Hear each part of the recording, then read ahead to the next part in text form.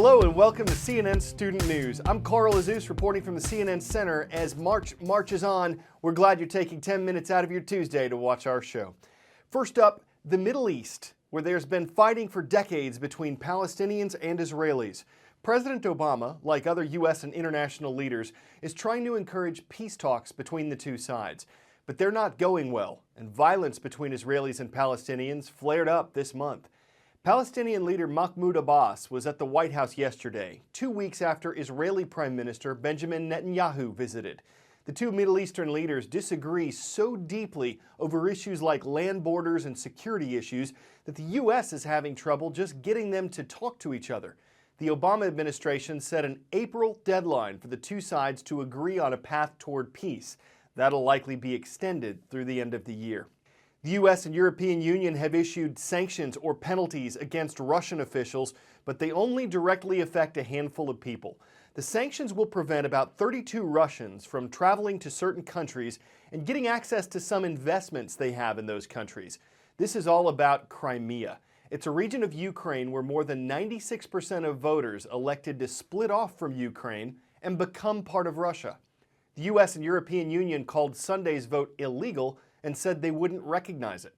Russia supports the vote and says it's protected by international law, allowing a region to govern itself. Because Russia also supports troops who've been in Crimea since Ukraine ousted its former president last month, the U.S. and other nations want to penalize Russia. Time for the shout-out. The largest earthquake ever recorded struck what country? If you think you know it, shout it out. Was it the U.S., Indonesia, Chile, or Iran? You've got 3 seconds. Go. In 1960, a magnitude 9.5 earthquake shook the nation of Chile. That is the biggest quake on record. That's your answer, and that's your shout-out. That's a tsunami warning alarm you hear in this YouTube video. It went off Sunday in the South American nation of Chile. A magnitude 6.7 earthquake, which is characterized as strong but not extreme, struck not too far from Chile's Pacific coast on Sunday. It did cause a tsunami, according to the Pacific Tsunami Warning Center, but there was no widespread threat. Nothing major actually hit Chile, and there were no immediate reports of damage or injuries. Up to the Pacific coast of North America, another quake hit on Monday morning. You can see here how two news anchors from KTLA reacted. The quake that hit Los Angeles was magnitude 4.4. You can feel those, but they only cause minor damage. If you live in an area prone to earthquakes and you're indoors, experts say to get under a desk or a table like the reporters did, or to stand near an interior wall away from furniture, fireplaces, and appliances.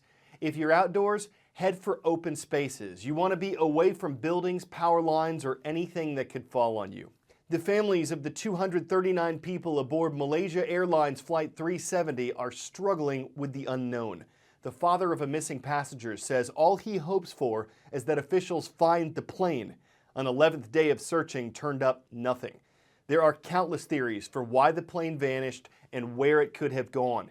Yesterday, a Malaysian newspaper reported that the aircraft might have been flown low to the ground to avoid being picked up by radar. So figure an altitude of 5,000 feet or less. With a plane this size, is that even possible? Getting it down to 5,000 feet and what the difficulties would be to fly it there. I'll point out something right now. We are actually at about 6,800 feet altitude-wise, but above the ground, we're only 1,400 feet. The reason is we're flying that northern route. We're over Pakistan. This part of Pakistan is extremely mountainous. The terrain is very undulating with a lot of high mountains. We're having to navigate, as you can see, to sort of pick and choose our way to go through these mountain passes or to clear the mountain tops. And again, that's at about 6,400 feet. Let's take it even lower, because if we're really trying to evade radar, you've got to do almost nap of the earth flying. This is when you're going to start getting all sorts of warnings and alerts, because this airplane is so automated, it is trying to tell the pilot, look, if you want to fly this low, it must mean you're trying to land. We're not, we're just trying to fly low. In order to try to appease the aircraft, we could lower the landing gear, which I'll show you how. Now we've got the landing gear down.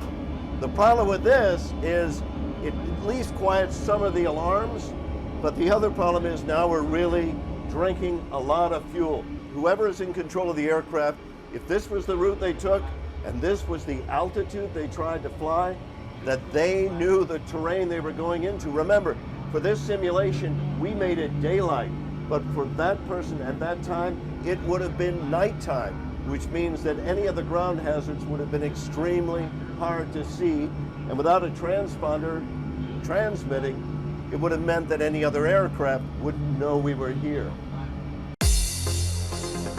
Sarah Bareilles may want to see you be brave, but on our roll call, we already know who is. The Braves, Indian River High School. They're online and fearless in Chesapeake, Virginia. We may be one day after St. Patrick's Day, but it's not too late to recognize the Irish. They're watching from Hackett Catholic Central in Kalamazoo, Michigan. And on the West Coast, we found the Saxons, North Torrance High School in Torrance, California. It's great to see you on our roll. I'm a former drummer. I played for a few years back in middle and high school, but I wasn't as good as Jason Barnes. He's 24 years old, lost part of his right arm 2 years ago in a roof cleaning accident. Scientists at Georgia Tech developed a robotic arm for him. One part reacts to Barnes's bicep to do what a hand and wrist would do. The other uses a computer chip to react to the music it hears and tries to enhance what's playing.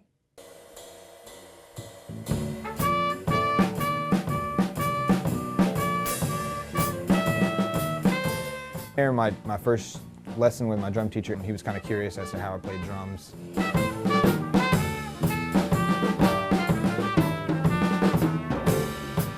And then I also explained to him that I would be able to do more and things that I used to be able to do with some robotics. It was pretty exciting to do. To have a stick with a mind of its own that can listen to Jason, improvise, surprise him. It's definitely like adding another brain to the equation, playing your instrument with another person.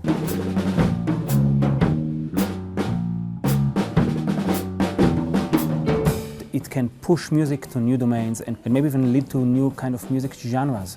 It has potential to play things better than I normally would or anybody normally would. Yeah, practice makes perfect. Yeah. I think it's a pretty new area to create robotic musicians, meaning these robots are first musicians and only then robots.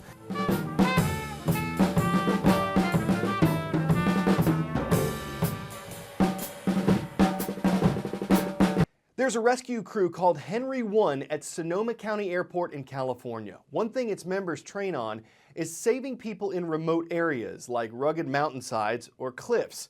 But it's not always people. A woman recently called 911 after her black Labrador retriever fell off a cliff and got stranded on a 2-by-2-foot ledge. It couldn't move without falling. The sheriff's office doesn't want people risking their lives trying to save animals, so it sent its own crew to retrieve the retriever. As you see in this YouTube video, the dog was airlifted to safety and afterward reunited with its owner.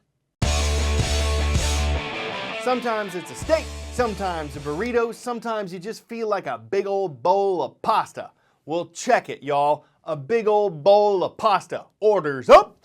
In honor of Italian-American Marching Club Parade, chefs strung together more than 500 pounds of noodles, 150 pounds of sauce, and countless calories, all of them delicious.